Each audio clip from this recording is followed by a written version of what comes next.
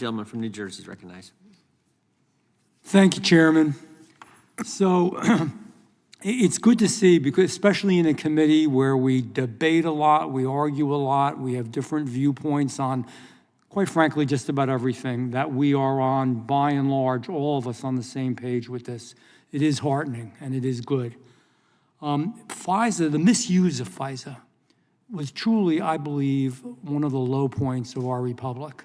What happened, invading people's personal lives. If there's anything, and you all know this, you're smarter than me, historically, that this country, that this republic was supposed to stand for, was that individual freedom and individual rights, and not to have the government, because of political reasons or social reasons or religious, for any reason, invade our privacy, invade our family, invade our lives. So we had hearings, as you all know. We were all here. Most of us were here at the time. Really dug deep. I want to thank the chairman as well. He never gives up. We are going to get this done. We had hearings, and there was some disagreement, not so much within this, among us, but more the disagreement was with other committees and other individuals in Congress. So here's my question. This is what I want to get down to. We did legislation. It was an improvement. It was a compromise. That's all wonderful. We want to still do better. So if you could, and we'll start with Mr. Tolman, just go down the line relatively briefly. What has worked well? Where have we done a good job? And by the way, if you think we haven't done a good job anywhere, you can say that. Nobody's going to get mad. And where are we vulnerable? Where do we still have problems? Where do you worry at night that we are going to lose our precious freedom? Mr. Tolman. The first thing that comes to mind that you did well is you won the public debate on this issue. It was, it used to be very siloed, limited voices that were shouting, this is a concern, and it's going to violate citizens' rights, and they're going to abuse it. And it was not believed, and the public was not aware. This body, and I give this House the credit, not the Senate, I give this body, this chairman, and others that turned the tide in the public debate on this and the awareness, and that, to me, is the battle. I would say the thing that keeps me up at night is this. I would like our FBI to get back to finding bank robbers and less intelligence gathering, and until that happens, we will always need robust guidelines to rein them in. Thank you for the question. We've discussed earlier 4 specific reforms that I think all of us agree on that need to be made. One of those is fixing something that happened with RISA, which is the overexpansion of the definition of electronic service provider, which was expanded so much that it now includes many small businesses and even churches and other institutions, and that needs to be pared back and limited to its original purpose, which is to allow the FBI to reach data centers.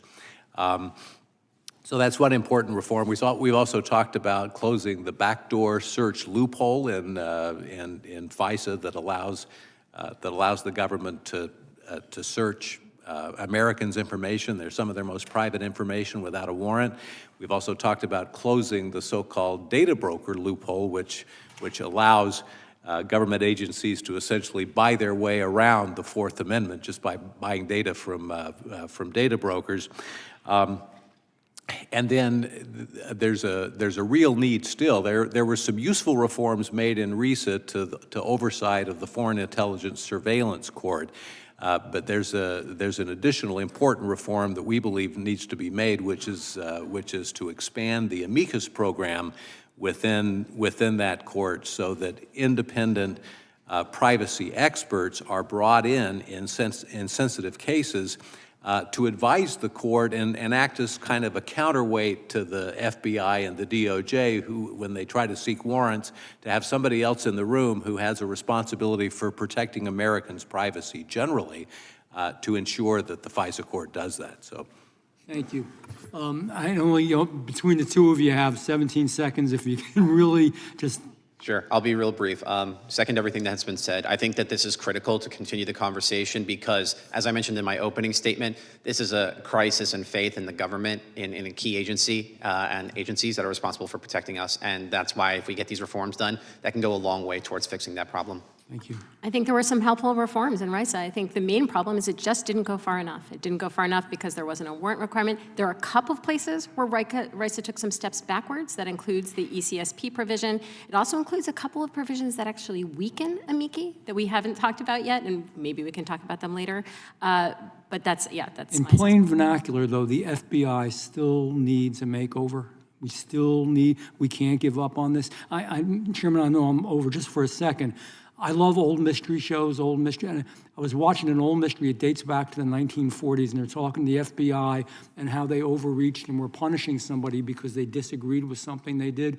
And I was sitting with a friend of mine, he said, God, that would never happen. I said, boy, are you wrong. That show was right, thank you.